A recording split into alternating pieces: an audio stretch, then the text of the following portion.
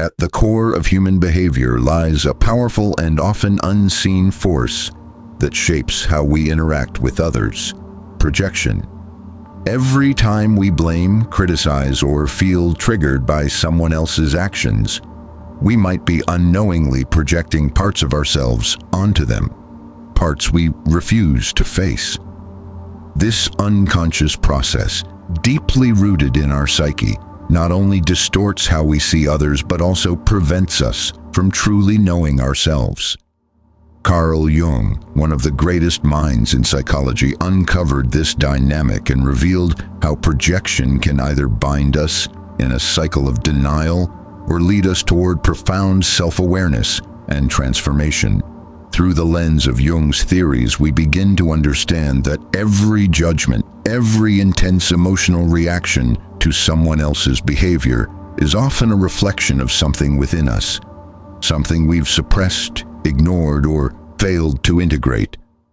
As we delve into the psychology of projection, we'll explore how these unconscious patterns shape our relationships, limit our personal growth, and ultimately keep us stuck in a distorted view of both ourselves and the world around us.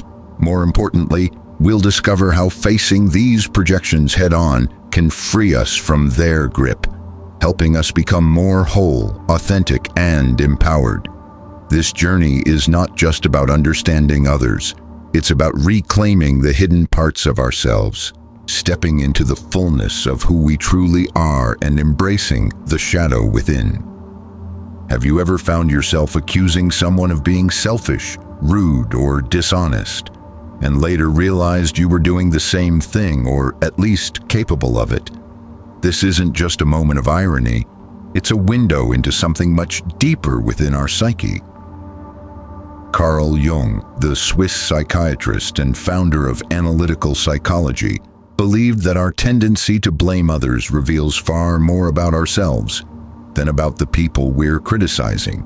This behavior, which Jung called projection, is not just a defense mechanism. It's a reflection of our inner world, especially the parts we're not comfortable facing. From childhood, we're taught what is acceptable and what isn't, what's good, what's bad, what's lovable, and what should be hidden.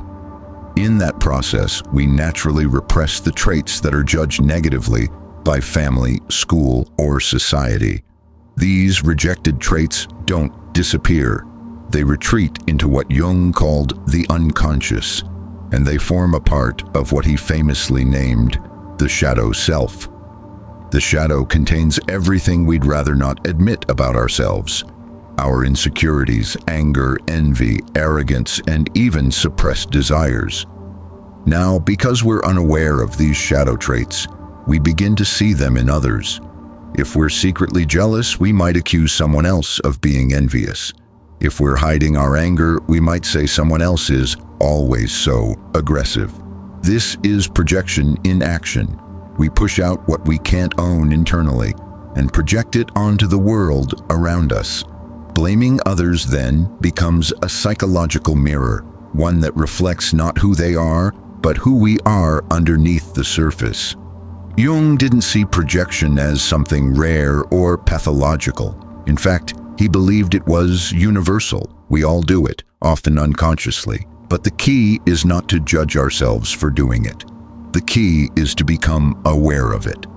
When we catch ourselves in the act of blaming or judging, it can be an invitation to turn inward. Instead of asking, "Why is this person so annoying?" Jung would encourage us to ask, "What is it about this behavior that triggers me? Could this be something I haven't accepted in myself?" This approach to self-awareness is powerful. It means that our everyday frustrations and conflicts aren't just random. They're potential signposts pointing toward parts of ourselves that need attention, healing, or integration. Blaming others, then, is not just a habit, it's a doorway into self-discovery. In today's world, where finger-pointing, outrage, and moral judgments dominate everything from politics to social media, Jung's insights are more relevant than ever. We often look for someone else to blame when things go wrong. Partners, co-workers, parents, society, even strangers on the internet. While there are certainly real injustices and external causes of suffering, Jung's message is about looking at the emotional tone behind our reactions. Why are we so upset? Why does a certain person or behavior ignite us emotionally? These are not easy questions, but they are essential if we want to grow beyond the surface level of who we think we are. Jung believed that the path to wholeness required us to reclaim those lost or denied parts of ourselves. And projection, while uncomfortable, gives us clues about what those parts might be. So the next time you feel the urge to blame someone or label them harshly, pause, take a breath. Ask yourself, what does this say about me?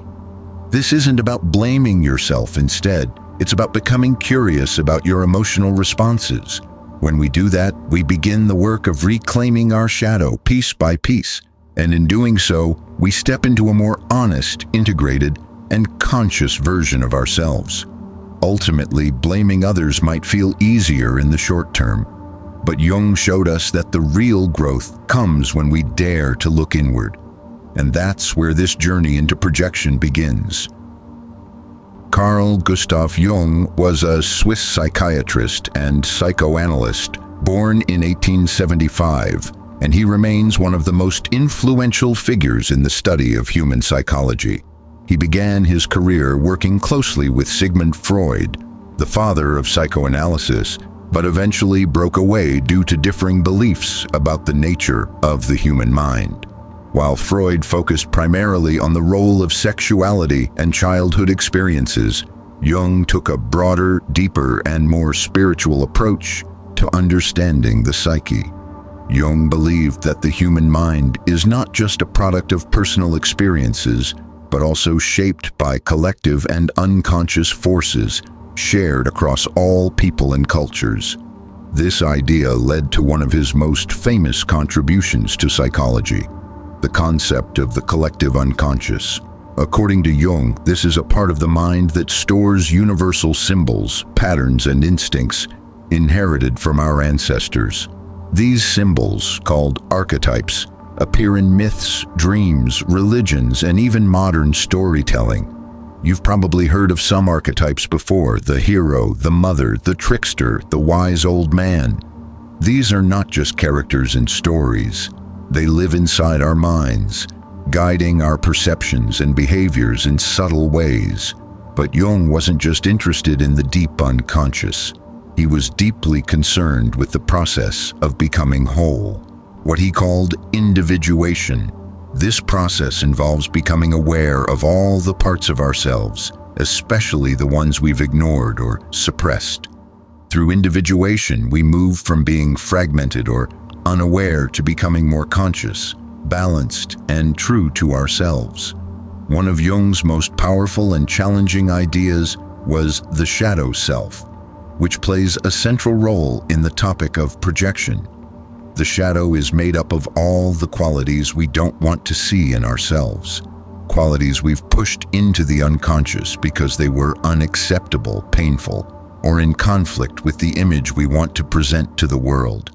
But Jung believed that ignoring the shadow only gives it more power. The more we deny it, the more it leaks into our behavior through things like projection, addiction, emotional outbursts, or even depression.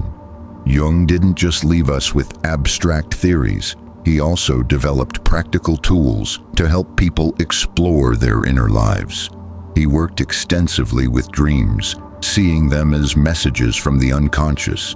He used a method called active imagination, where people would explore inner conflicts through storytelling, art, or dialogue with different parts of their psyche. He also introduced psychological types, which later became the foundation for the popular MBTI personality test, Myers-Briggs Type Indicator. Jung's influence goes far beyond psychology. His ideas have shaped modern spirituality, art, literature, and even business. His concepts of introversion and extroversion are now widely used. His view of the unconscious as a creative and guiding force has inspired generations of people to explore meditation, self-reflection, and personal growth. Jung was unique because he didn't see the psyche as something to be fixed, but as something to be understood, embraced, and integrated.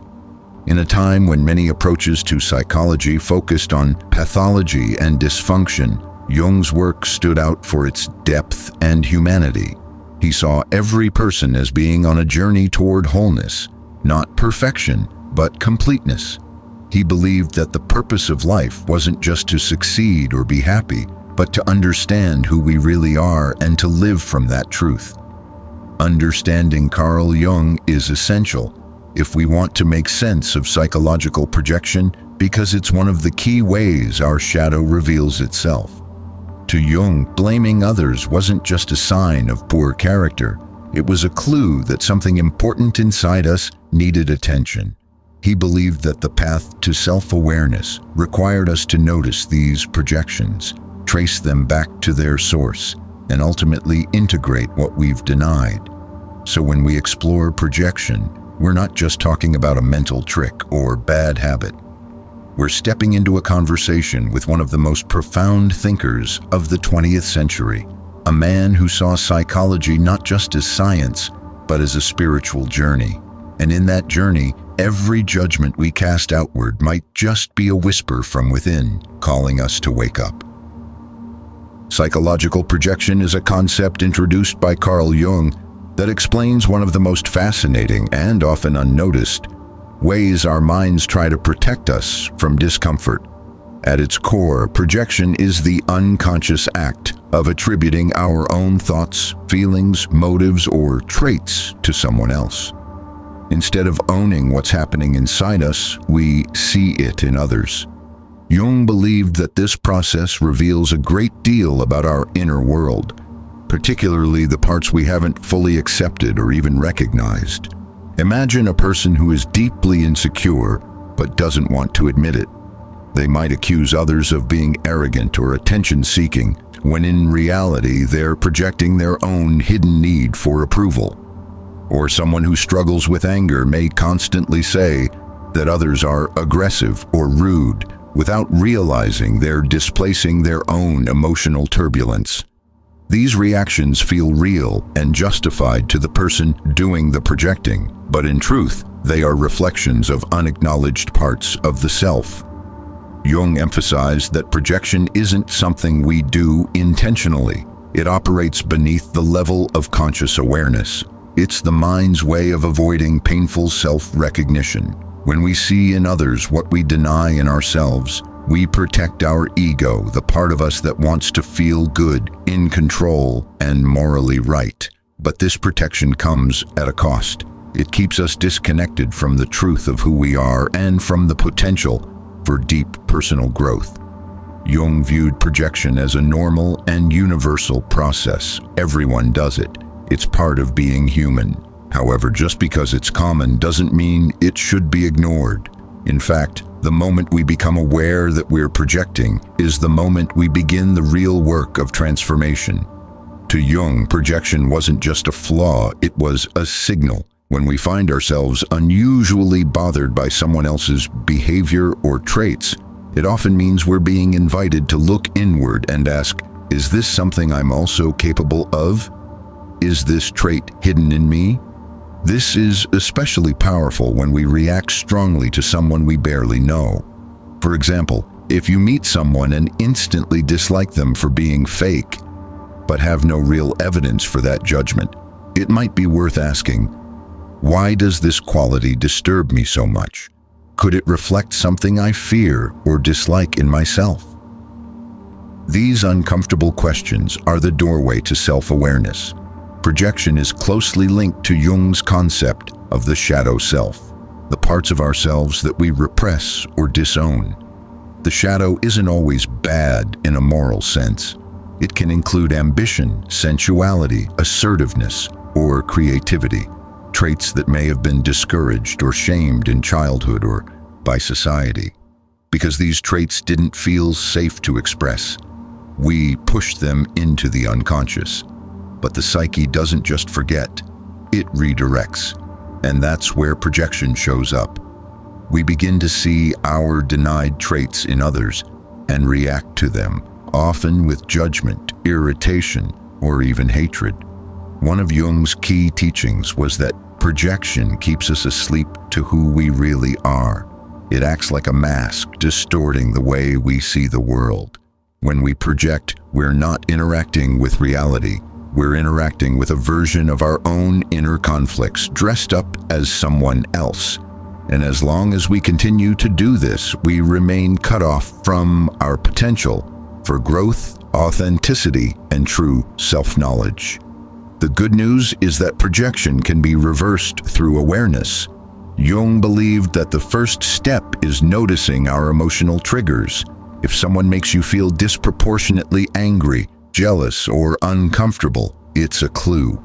Instead of lashing out or pulling away, we can use that discomfort as a mirror. What is this reaction really about? Is it pointing to something I need to confront in myself? In this way, projection becomes a teacher. Rather than blaming the outside world for our inner pain, we begin to take responsibility for our feelings.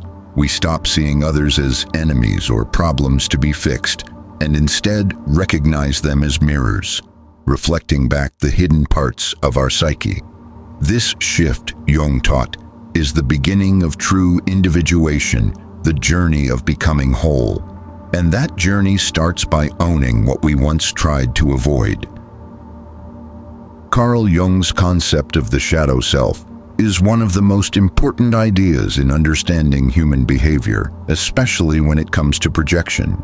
The shadow is the part of our personality that we don't want to see or admit. It holds the emotions, desires, traits, and memories we've pushed out of our awareness because they feel unacceptable, shameful, weak, or even frightening. But just because we hide these parts doesn't mean they go away. They simply move into the unconscious and operate from behind the scenes, influencing our thoughts, behaviors, and relationships in powerful ways. Jung described the shadow as everything that the ego, the part of us that identifies as me, refuses to accept. For example, someone who sees themselves as always kind and polite may have suppressed anger or resentment living in their shadow. A person who wants to appear strong and independent may have buried fears of vulnerability and a need for connection. The shadow is built over time, shaped by our family, culture, religion, and personal experiences. Whenever we were punished, shamed, or rejected for expressing certain feelings or behaviors, those parts of us went into hiding. The problem is that we don't stop being angry, needy, jealous, or afraid. We just stop admitting it to ourselves. And once these parts go underground, they gain power. One of the main ways they reveal themselves is through projection. Instead of saying, "I feel jealous," we accuse others of being envious. Instead of owning our own selfishness, we notice how self-centered everyone else seems. The traits we reject in ourselves become the traits we despise or fear in others. Jung didn't believe the shadow was purely negative. In fact, he believed it also holds many of our strengths, qualities we've rejected but actually need in order to grow. For instance, someone who always plays the nice guy might need to reclaim their assertiveness or anger in a healthy way. Someone who hides their creative nature might project their admiration or even resentment onto people who express themselves freely. The shadow, then, is not just a dark force. It's also a reservoir of unused potential, energy, and wisdom. Facing the shadow is not easy. It requires humility and courage to admit that we are not always who we claim to be. But Jung believed this work was essential for personal growth. Until we bring the shadow into the light of consciousness, it controls us. We become emotionally reactive, judgmental, stuck in repetitive patterns, or trapped in conflict without understanding why. We project the bad onto others and continue the cycle of blame and denial. When we begin to integrate the shadow, something powerful happens. We become more whole. We start to notice our projections, take responsibility for our reactions, and develop a deeper sense of self-awareness. We stop needing to create enemies out of others because we've faced the inner enemy within ourselves. We also gain access to qualities we had buried: courage, creativity, sensuality, strength, and we can use them in constructive ways. Jung emphasized that integrating the shadow doesn't mean becoming perfect. It means becoming honest. It means being willing to look at our emotional triggers and ask, what part of me have I hidden that's now showing up through this reaction? When we do this consistently, we start to see ourselves more clearly and with more compassion. This process is central to individuation, Jung's term for the lifelong journey of becoming the person you truly are, rather than who you've been conditioned to be. The shadow isn't our enemy. It's a forgotten part of us that longs to be seen, understood, and welcomed back. By acknowledging it, we begin to live less from fear and more from authenticity. So the next time you find yourself strongly judging someone, pause and reflect. Could this be a reflection of something I haven't fully accepted in myself? The shadow doesn't show up to shame you. It shows up to guide you. To Jung, meeting your shadow isn't a sign of weakness. It's the beginning of true strength. Because only when we know our whole self, light and dark, can we step into real emotional freedom. Understanding projection can feel a bit abstract until we see it in action. In real life, projection happens all around us, at work, in relationships, in families, and even within ourselves.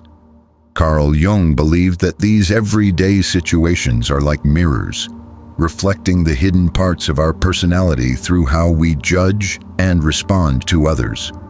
Let's look at some common relatable examples of projection that reveal how the unconscious mind tries to protect the ego by shifting blame or discomfort onto others. Imagine a person who grew up in a home where showing anger was unacceptable. As an adult, they've trained themselves to be calm, even passive. They might believe they're not an angry person at all. But because their anger hasn't disappeared, it's just been buried in the unconscious, it starts to surface in other ways. They might find themselves constantly irritated by angry people. They might say things like, "Why is everyone so aggressive these days?" without realizing that their own repressed anger is being projected outward. Another example could involve someone with strong perfectionist tendencies. Let's say a person is extremely self-critical and pushes themselves to meet unrealistic standards. Instead of recognizing how harsh they are on themselves, they might accuse co-workers of not taking things seriously enough or being lazy.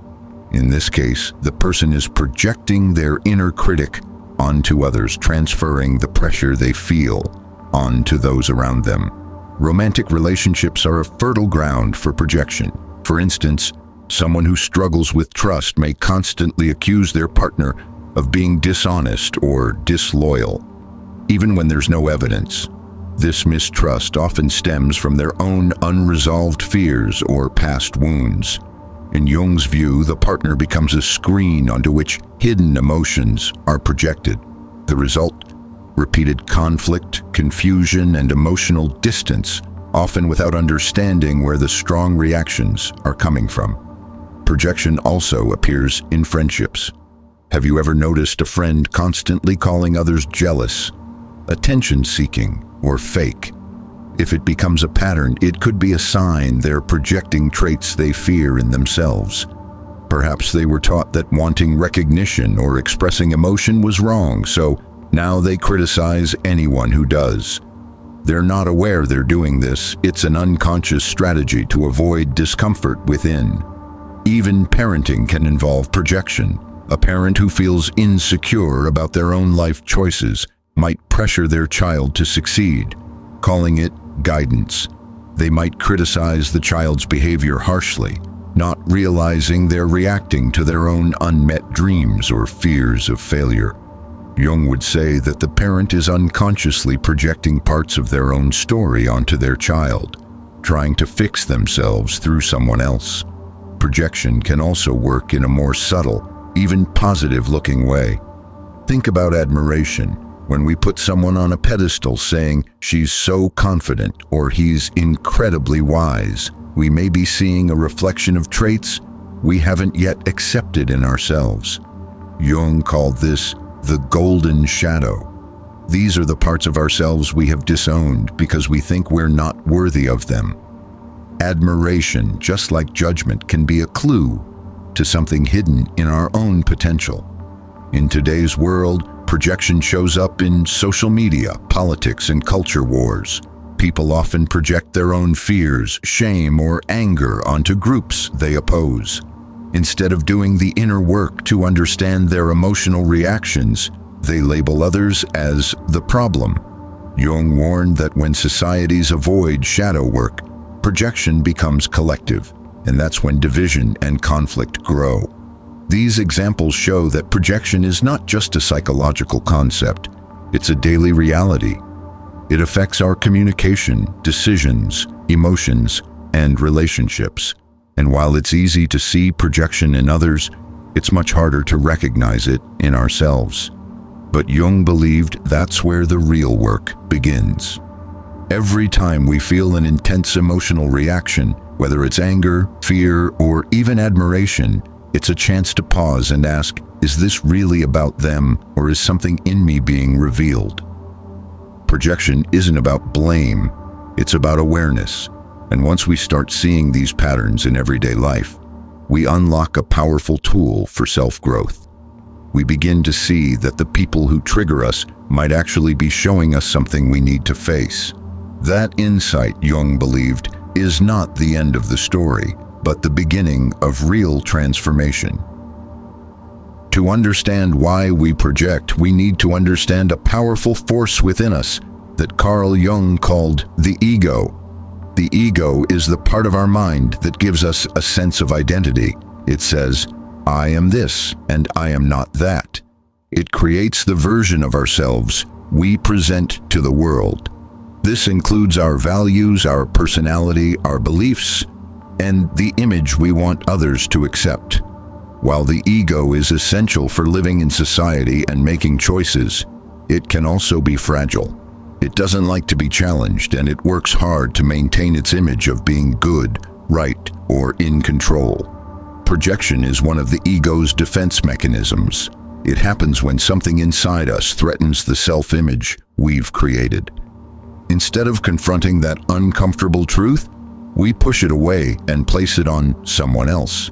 This protects the ego from feelings like guilt, shame, fear, or inadequacy. It says, "That's not me, that's them." In this way, projection acts like a psychological shield. It keeps us from having to see the parts of ourselves that don't fit into the identity we've built. Jung believed that we start creating this ego identity very early in life. From childhood, we're taught what's acceptable and what's not. We learn which behaviors get us love, attention, or approval, and which get us punished or rejected. Naturally, we begin to hide or deny anything that threatens our place in the family or society. Over time, these disowned parts become the shadow. But just because we push them down doesn't mean they disappear. They live on in the unconscious, waiting to be seen. And one of the main ways they appear is through projection. The ego's need to stay safe and in control makes it resistant to shadow work. Admitting that we're jealous, manipulative, or insecure challenges the image we have of ourselves. So we look outside for those qualities instead. That's why projection often shows up in our strongest judgments. When we're quick to criticize someone's arrogance, it might be our own pride that we've rejected. When we feel disgust towards someone's behavior, it might reflect a fear of our own capacity to act similarly. The ego doesn't want to see these things in the mirror, so it makes someone else the problem. This doesn't mean the ego is bad. Jung didn't see the ego as an enemy. In fact, he believed a strong, healthy ego is necessary for psychological development. But he warned that when the ego becomes rigid, when it refuses to acknowledge the shadow or admit imperfection, it leads to projection, defensiveness, and emotional suffering. The more tightly we hold on to our self-image, the more violently we reject anything that threatens it. Jung encouraged people to develop ego strength, not in the sense of becoming more proud or confident, but in becoming more honest and flexible. A strong ego can handle discomfort. It can admit mistakes. It can say, maybe I'm wrong, or maybe I'm projecting. This kind of ego doesn't collapse when it's challenged. It grows. It's willing to question itself, which is the first step in integrating the shadow. So why do we project? Because the ego is trying to protect us from pain, from truth, from change. But this protection has a cost. It keeps us from knowing who we really are. It keeps us in emotional patterns that repeat again and again. It leads us to blame others for what we haven't faced within ourselves. And it limits our capacity for deep relationships because projection creates walls instead of bridges. Jung believed that the path to healing involves making the unconscious conscious. That means seeing the projections for what they are, not as signs of other people's flaws, but as messages from our own inner world. The ego may resist, but the soul is always calling us to grow. When we begin to understand projection not as weakness, but as a signal, everything changes. We become less reactive and more reflective. We stop needing to control the outer world so much, because we've started listening to the inner one.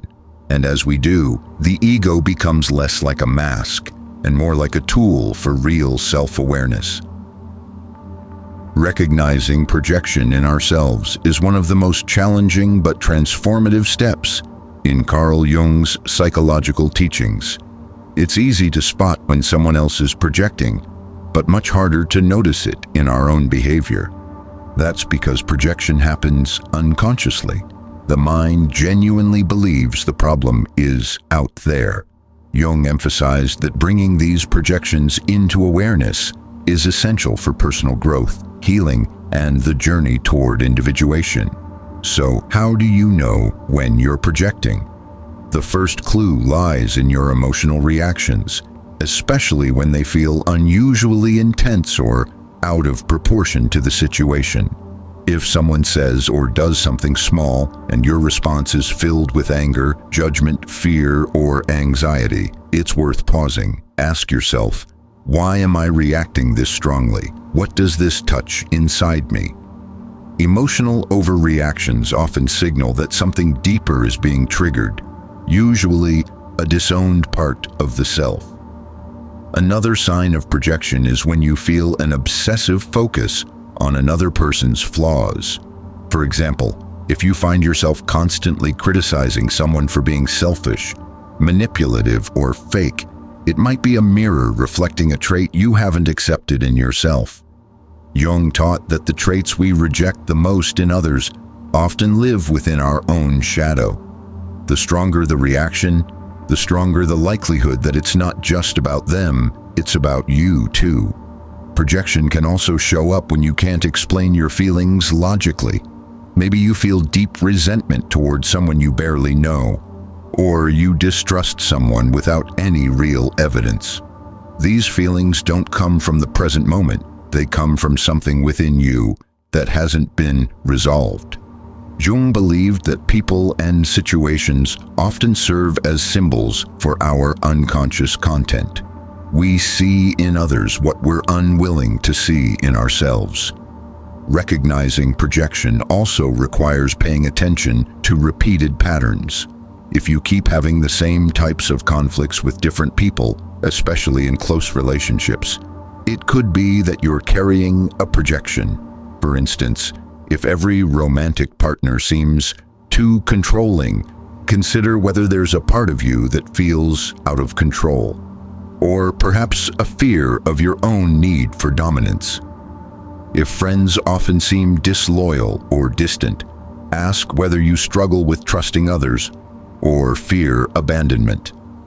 These repeated stories are often clues to the deeper narrative playing out within. It also helps to listen to your language. Are you often saying things like, "she always," or "they never," or "he's just that kind of person"? Absolute judgments can signal projection. When we paint someone entirely in a negative or overly positive light, we're not seeing them clearly. We're filtering them through our own inner world. One of Jung's most important insights was that when we're projecting, we're not engaging with reality. We're engaging with our own unconscious. We're in a kind of psychological dream state, projecting our inner drama onto the people around us. But once we become aware of the projection, we wake up. We begin to see others not as enemies or heroes, but as human beings with their own complexities, separate from our projections. Developing this awareness takes courage and humility. It's not easy to admit, maybe I'm the one bringing this energy into the situation. But that moment of honesty is the beginning of real change. Jung believed that every projection, once recognized, is a gift. It shows us where we need to grow, where we've been asleep, and what we're ready to reclaim from our shadow. To support this process, you can use simple practices like journaling or self-reflection. Ask yourself after a strong emotional experience, what part of me does this situation reflect? What is this reaction trying to teach me? Meditation and therapy can also help create space between stimulus and response, so you can observe your inner world before acting it out. Ultimately, recognizing projection is not about blaming yourself. It's about freeing yourself. When you take back your projections, you take back your power. You begin to live from a place of awareness instead of reactivity.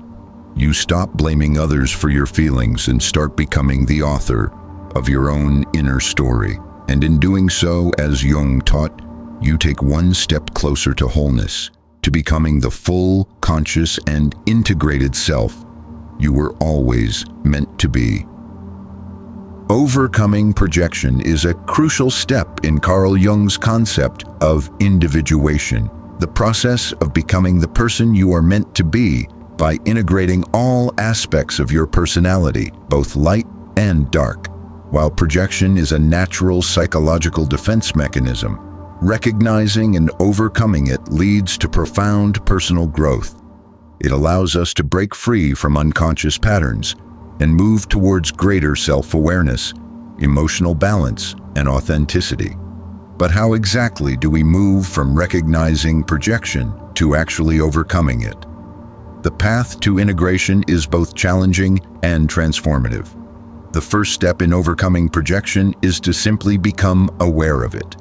As mentioned earlier, projection often shows up through strong emotional reactions like intense anger, frustration, or judgment. When you find yourself reacting disproportionately to someone else's behavior, that's a signal. It's essential to pause in these moments rather than letting the automatic reaction take over. By taking a step back and asking yourself questions like, what is it about this situation or person that is triggering me? You begin the process of introspection. This conscious pause allows the ego to loosen its grip and gives space for the unconscious to reveal itself. Once you've noticed a projection, the next step is to explore its origin within yourself. Projection is not just about the other person. It's about something inside of you that you're not fully accepting or acknowledging. Jung taught that everything we project onto others is something we have disowned or repressed within ourselves. So when you feel irritated by someone's behavior, instead of just blaming them, ask, do I have similar traits or emotions that I'm hiding? Am I denying a part of myself? For example, if you project jealousy onto someone who is often praised or noticed, perhaps you're also denying your own need for recognition, or you're uncomfortable with the feeling of envy itself. The key is to identify what the projection is pointing to in your own unconscious life. Journaling can be a helpful tool in this process. Writing down your thoughts about the person or situation you're projecting onto can help you clarify the underlying emotions and beliefs at play. You might ask yourself questions such as, what do I believe about this person or behavior? Why does it bother me so much? Is there a part of me that feels or behaves this way? but I've been too afraid or ashamed to acknowledge it. By documenting your responses and thoughts, you begin to connect the dots between the projected behavior and its root in your own psyche. Through this process, you create an opportunity to accept what's uncomfortable instead of pushing it away. After identifying the repressed part of yourself, the next step in overcoming projection is to integrate it. This doesn't mean acting on the behavior or trait you've projected. Instead, it means acknowledging it and accepting it as part of who you are. If you've been projecting anger, for example, you don't want to turn into a constantly angry person, but you need to recognize your own anger and allow yourself to express it in healthy ways. Integration is about bringing the rejected or hidden parts of yourself into conscious awareness so they can become part of your whole self. You start seeing these traits not as bad or wrong, but as human aspects of your own personality that, when understood and channeled appropriately, can be constructive. This process can also involve shifting your mindset. Rather than seeing your projections as flaws or weaknesses, begin to view them as opportunities for growth. When you project something, it's like your psyche is holding up a mirror, showing you a part of yourself you've been avoiding. Instead of turning away from the mirror, turn towards it. Engage with the discomfort and ask, what can I learn from this? Over time, as you confront your projections, you'll begin to feel more at ease with your own complexity. The ego starts to loosen its grip on maintaining a perfect image and becomes more flexible in integrating all aspects of the self. Therapeutic practices such as mindfulness meditation, shadow work, and even talk therapy can support this process. Meditation helps to quiet the mind and observe your thoughts and emotions without judgment, making it easier to recognize projections as they arise. Shadow work, a practice developed by Jung himself, specifically focuses on bringing unconscious material, like repressed emotions and traits, into conscious awareness. This can be done through journaling, self-reflection, or guided exercises that help you confront and integrate the shadow. In therapy, a trained professional can provide guidance and support in identifying projections and working through them, especially if they are tied to deep-seated traumas or unresolved issues. A powerful tool for integration is self-compassion. The concept of shadow work is at the heart of Carl Jung's teachings, and it plays a pivotal role in overcoming projection. Shadow work involves facing and integrating the unconscious parts of ourselves, the aspects we typically deny, repress, or overlook. These shadows are often composed of traits, desires, or emotions that we find uncomfortable or unworthy, such as anger, jealousy, or even our potential for cruelty. Jung argued that by bringing these aspects into conscious awareness and integrating them, we can achieve greater psychological wholeness and transform how we relate to ourselves and others. Overcoming projection and engaging in shadow work is therefore not just about eliminating unhelpful behaviors. It's about embracing all parts of our humanity to live more fully and authentically. When we talk about shadow work, we're really discussing a deep process of self-reflection and self-acceptance. Jung believed that the unconscious mind holds the key to many of our psychological challenges. Projections are often the first sign that the shadow is at play. When we project, we essentially push away parts of ourselves that are too painful or too difficult to accept. We project these traits onto others to avoid facing the discomfort of recognizing them within ourselves. However, the more we project, the more disconnected we become from our true selves. Shadow work begins when we make a conscious decision to face the aspects of ourselves that we've been avoiding. Rather than projecting those hidden parts onto others, we start to take responsibility for them. This means acknowledging the feelings, thoughts, and impulses that we've repressed or rejected. We stop denying our anger, jealousy, fear, or even our desires for power and control. And instead, we ask, how can I learn from these parts of me? How can I integrate them in a healthy way? A crucial element of shadow work is that it requires compassion and patience. Many people avoid the shadow because they associate it with shame or guilt. It's easy to believe that by confronting our shadows, we'll be overwhelmed by feelings of unworthiness. However, Jung argued that the shadow is not inherently bad or evil. It's simply the part of ourselves that we have not yet fully accepted. And often within the shadow, there are immense creative, emotional, and spiritual resources waiting to be integrated. One of the most powerful ways to engage in shadow work is through self-reflection. When we feel triggered, when we feel judgmental, angry, or hurt, this is often a sign that we're encountering a projection. Instead of lashing out or blaming others, we can take a step back and ask ourselves, why am I feeling this way? What part of myself am I reacting to? This simple question opens the door to deeper self-awareness. We might uncover, for example, that we're projecting a fear of inadequacy onto someone who seems overly confident. Or we might realize that we're reacting to someone's carelessness because we've been taught to suppress our own need for independence. Journaling is another effective tool in shadow work. Writing about your emotional experiences allows you to process and reflect on your projections and their underlying causes. Journaling gives you a chance to explore the feelings you'd normally avoid, making them less intimidating. As you write about the parts of yourself you've been hiding, you gradually begin to integrate them into your conscious self-concept. Over time, you start to see that the traits you once judged as bad are simply human traits that you can learn to embody in healthier, more balanced ways. Therapy, particularly Jungian analysis, can also be an invaluable resource for shadow work. A trained therapist can guide you in identifying projections and working through them. Often, they'll encourage you to explore dreams, symbols, and unconscious material to understand the deeper meaning of your projections.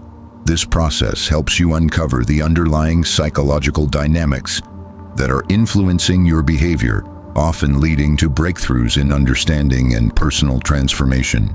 Another key aspect of shadow work is the development of the inner witness, the part of us that can observe our thoughts, emotions, and actions without judgment. This allows us to watch our projections as they arise, without being swept away by them.